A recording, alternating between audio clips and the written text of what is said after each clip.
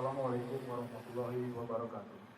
Kumpul di tempat ini dalam rangka Kapolda Sumsel Irjen Andi Rian Jayadi melepas keberangkatan 5 truk berisi 25 ton bantuan logistik untuk korban banjir di Tapanuli Selatan, Sumatera Utara. Bantuannya berisi sembako, perlengkapan bayi, terpal, tali, selimut, sarung, hingga lampu panel surya itu dikirim melalui jalur darat setelah akses wilayah sebelumnya terputus.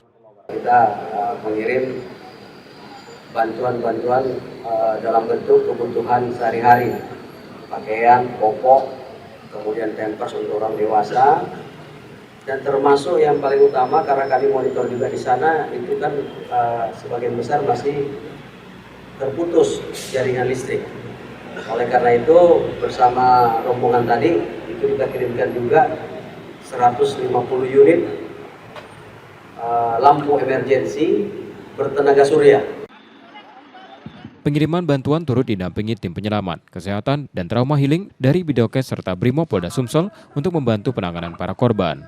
Bantuan diperkirakan tiba di lokasi pada 4 Desember 2025. Reski Oktora, Muklas Diferensial, Kompas TV, Palembang, Sumatera Selatan.